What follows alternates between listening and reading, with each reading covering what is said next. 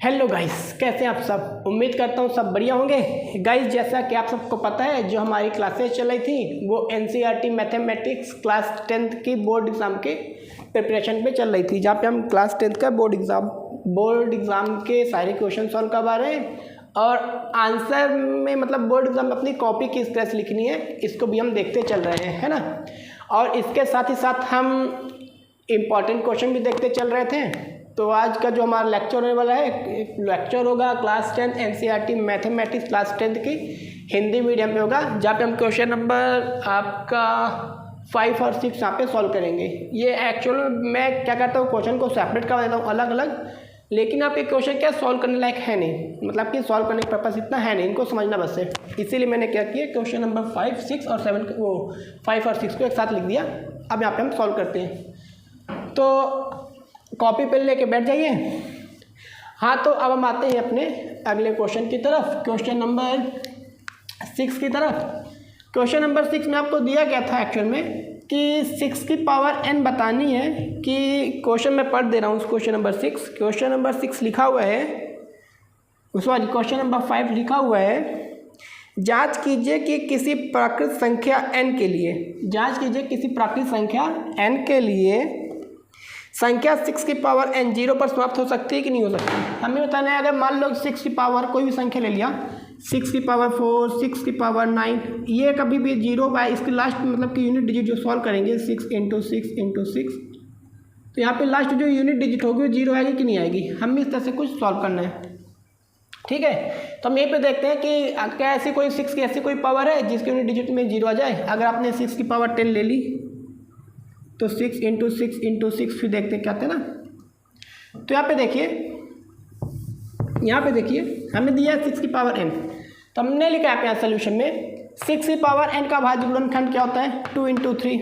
अगर आप 6 का फैक्टराइजेशन करोगे 6 का, तो आ जाएगा 2 3 जा 3 1 जा, ठीक है। 2 × 3 की पावर n लिख सकते हैं, इसको 6 को लिख सकते हैं, ठीक है। यहाँ पे नीचे क्या लिखा हुआ है, जबकि कोई भी प्राकृत संख्या जो 0 पर समाप्त होती है उसके अभाज्य गुणनखंड 2 × 5 होंगे। ये बात सही है। अगर किसी संख्या के लास्ट में अगर हमको 0 लाना है तो उसको कम से कम 2 × 5 करेंगे, 2 × 5 करेंगे, तब तो जाके उसकी यूनिट डिजिट लास्ट में क्या आएगा, इकाई अंक क्या आएगा, 0 आएगा, है ना। तो यहाँ पे वही लिखा है, जबकि कोई भी प्राकृत संख्या जो 0 पर समाप्त होती है उसके अभाज्य गुणनखंड 2 × 5 की पावर n के रूप का होता है। अतः 6 की पावर n 0 पर समाप्त नहीं होगी, ठीक है। अतः 6 की पावर n का ऐसा कोई भी 6 की पावर n, जहाँ पे n कोई प्राकृत संख्या है, ऐसी कोई भी संख्या नहीं होगी n की वैल्यू ऐसी कोई भी नहीं हो सकती जिसके अंत में 0 आ जाए। तो इसका आंसर ये होगा कि 6 की पावर n 0 पर समाप्त नहीं होगी, ठीक है। अब बाकी स्टेटमेंट आपको ऐसे लिखना है, पेपर में आएगा नहीं, इस तरह से क्वेश्चन नहीं आते। अगला क्वेश्चन हमें दे दिया है क्वेश्चन नंबर 6। अब हम आते हैं अपने अगले क्वेश्चन नंबर 6 की तरफ। यहाँ पे हमको दे दिया है, माना a बराबर हमको ये दे दिया है ना, एक वैल्यू हमें यहाँ पे दे दी गई है। अब पहले हम इसको सॉल्व करेंगे, फिर इसका b पार्ट करेंगे। तो यहाँ पे इसको पहले सॉल्व कर लेते हैं, देखते हैं भाज्य संख्या क्यों हुई है। तो यहाँ पे क्या करेंगे, सबसे पहले 13 कॉमन ले लो आप। 13 कॉमन क्या बचेगा, 7 × 11, 13 तो बाहर ही आ गया, ये 13 12 था 1 बचा। अब लिखिए 13 11 7 77 प्लस 1 क्या जाएगा, 13 × 78। अब बच्चों आपको पता है, अगर मैं इनका मल्टीप्लाई करूंगा, 3 का गुणा पहले 8 में होगा, 3 8 24 आएगा, और 24 क्या है, कोई सम संख्या है, कोई क्या है, सम संख्या। 4 क्या है, सम संख्या है। और सम संख्या आपको मालूम है कभी भी अभाज्य नहीं होती। सम संख्या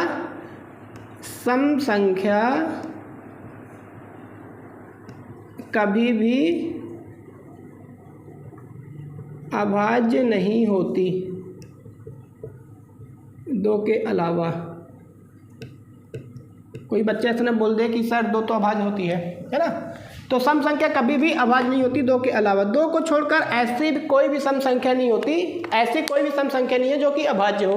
तो आप ध्यान से देखो, अगर मैं 78 × 13 करूँगा, तो पहले 3 × 4 में करूँगा, 8 में 3 4 जा 8, सॉरी 3 8 जा 24 आएगा।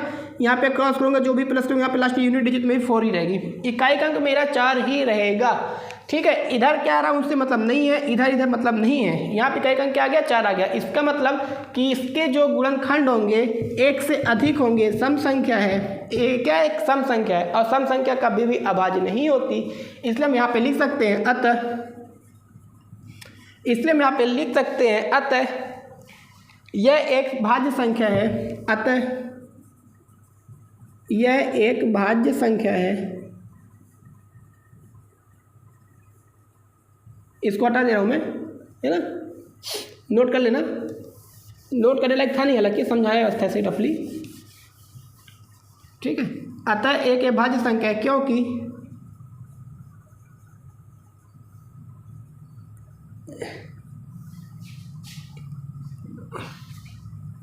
यहाँ पे लिखो क्योंकि एक और खुद के अलावा, क्योंकि एक और खुद के अलावा भी इसके अन्य गुणनखंड हो सकते हैं, ठीक है। अब पार्ट भी आ जाते हैं, माना बी बराबर, ठीक, इतनी बात ही नहीं समझ में। मैंने यहाँ पे लिख दिया कि 13 × 78 आप मल्टीप्लाई कर लोगे, देखना भाज्य संख्या ही आएगी, तो मैंने मल्टीप्लाई नहीं किया क्योंकि हमको करना नहीं था, बस हमने आपको बता देगा 3 × 4 वो 8 में करोगे 24 आएगा। 24 क्या होती है, सम संख्या होती है, 24 सम संख्या, और सम संख्या कभी भी अभाज्य नहीं होती। तो मैंने यहाँ पे लिख दिया अतः यह एक भाज्य संख्या है क्योंकि एक और खुद के अलावा भी इसके अन्य गुणनखंड हैं। अब आते इसके बी पार्ट में, माना बी पार्ट में हमको दे दिया है कि 7 × 6 × 5 × 4, 7 × 6 × 5 × 4 × 3 × 2 × 1 + 5 ऐसा दे दिया, ठीक है। सेम वही करना है प्रोसेस, इसमें कौन सा 5, यहाँ पे भी 5 है, 5 कॉमन ले लो, 7 × 6 × 4 × 3 × 2 × 1 + 1 बचेगा।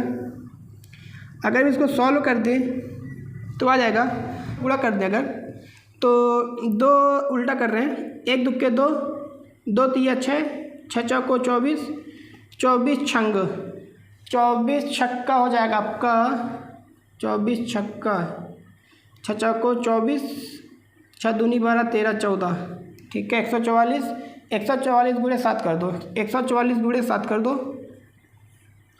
तो 7 चौक 28, 7 चौक 28, 29 30, 7 1 कम 7 3 10, 1008 1 9, 1009 ही आ रहा है यार, पिछली बार पता नहीं क्या हुआ, 1009 आएगा यहाँ पे, ठीक है। आया समझ में। अब देखो, अब ये क्या होगी, एक भाज्य संख्या की भाज्य संख्या ही हम पता कर सकते हैं, इसे हम यहाँ पे लिख सकते हैं 5 × 1009, ठीक है। अब ध्यान से देखिए, अगर मैं 5 का × 9 में करूँगा, 5 का × 9 में करूँगा तो 45 आएगा कि नहीं आएगा, 45 आएगा, ठीक है। अब 45 मतलब 45 आएगा कि नहीं आएगा, मतलब कि यूनिट डिजिट में 4 भी हटा दो, यूनिट डिजिट में 5 आएगी कि नहीं आएगी, और यूनिट डिजिट में 5 हो तो संख्या कभी भी अभाज्य हो ही नहीं सकती, आपको मालूम है। अगर किसी भी बड़े से बड़े नंबर में छोटे नंबर की यूनिट डिजिट का 5 आ गई तो वो किसी से भाग जाए चाहे ना जाए, 5 से भाग चला जाएगा, ये बात मालूम है। इसीलिए ये संख्या भी क्या होगी, अभाज्य होगी, वो सॉरी भाज्य होगी। तो यहाँ पे भी लिख दोगे अभाज्य, यहाँ पे भी आप लिख दोगे अतः लिखने के बाद आप ये संख्या कॉपी कर देना, अतः यह एक अभाज्य संख्या है क्योंकि एक और खुद के अलावा भी इसके अन्य 2 गुणनखंड आ सकते हैं। आई बात समझ में। आप यहाँ पे कर लो, ध्यान से देखो ना, 5 × 9 में करोगे 45, 5 आएगा कि नहीं आएगा। और सिंपल सी बात है, जो भी गुणा करेंगे हम, सीधी सी बात, यहाँ पे ऐसे समझो, 1009 में मैं किसी भी नंबर से मल्टीप्लाई करूँगा तो कुछ आंसर आएगा 4505 आएगा। अब ये 1 से डिवाइड होगा, 50 45 से होगा, अब मैंने भी 5 से मल्टीप्लाई किया मतलब 5 से भी हो जाएगा कि नहीं हो जाएगा भाई, 5 से गुणा किया ना, इसमें आया कि नहीं आ रहा।